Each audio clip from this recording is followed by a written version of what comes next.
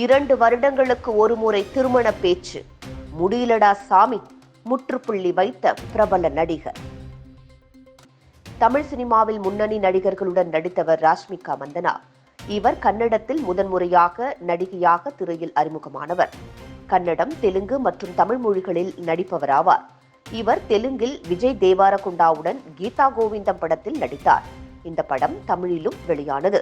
இந்த நிலையில் இருவருக்கும் திருமணம் என்ற தகவல் வந்து கொண்டிருந்தது. ரசிகர்களும் எதிர்பார்த்து காத்திருக்கின்றனர்.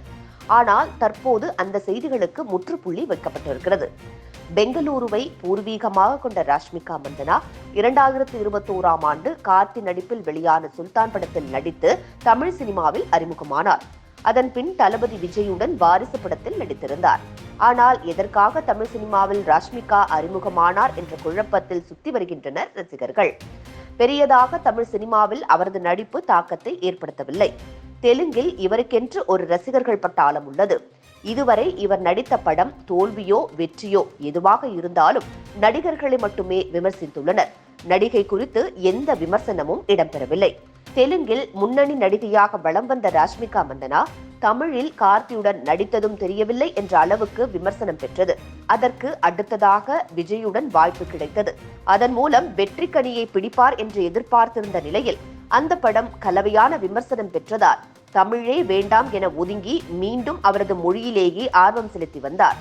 இந்த நிலையில் விஜய் தேவரகுண்டாவுடன் ராஷ்மிகா மந்தனா திருமணம் செய்து கொள்ளப் போவதாக சில தகவல்கள் வந்தன. அதோடு இருவரும் ஒன்றாக சேர்ந்து மாலத்தீவு சென்று வருகின்றனர். இருவருக்கும் அடுத்த மாதம் நிச்சயதார்த்தம் நடக்கப் போகிறது. ஒரே வீட்டில்தான் வசித்து வருகிறார் என்ற தகவல் இணையத்திலும் செய்திகளிலும் உலா வந்தது. இந்த நிலையில் சமீபத்தில் விஜய் தேவரகுண்டா அளித்திருக்கும் பேட்டியில், பிப்ரவரி மாதத்தில் நான் திருமணமோ அல்லது நிச்சயதார்த்தமோ செய்து கொள்ளப் போவதில்லை. 2 ஆண்டுகளுக்கு ஒரு முறை நான் திருமணம் செய்து கொள்ள வேண்டும் என்று ஊடகங்கள் நினைக்கின்றனர். ஒவ்வொரு ஆண்டும் இந்த வதந்திகளை நான் கேட்டுக்கொண்டே இருக்கிறேன். எனக்கு கையோடு எப்படியாவது திருமணம் செய்து வைக்க வேண்டும் என்ற முனைப்பில் மீடியாக்கள் இருக்கின்றன என கூறி வதந்திக்கு முற்றுப்புள்ளி வைத்திருக்கிறார். இதற்கு இணையத்தில் பரவாயில்லை, தற்போதாவது சொன்னீர்களே என்று கமெண்டுகளை பதிவிட்டு வருகின்றனர் நெட்டிசன்கள். சமீபத்தில் இந்தி கூட்டணி நடந்த பொழுது நமக்கு தெரியும், டிஆர் பாலு ஐயாவும் ஸ்டாலின் ஐயாவும் அந்த கூட்டத்தில் உள்ள இருந்தாங்க.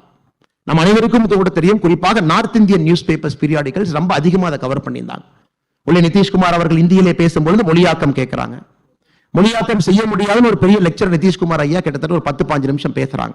குறிப்பாக எப்படி ஆங்கிலம் இந்தியாவில் திணிக்கப்பட்டது, எப்படி ஹிந்தி 2வது வந்துச்சு, எப்படி இந்தி தான் இந்தியாவுடைய தேசிய மொழினா நிதிஷ்குமார் அவர்கள் பேச ஆரம்பிக்கும் பொழுது சத்தமே இல்லாம கேட்டுட்டு 2 பேர் வெளியே வர்றாங்க. ஏன்னா history is repeating it self.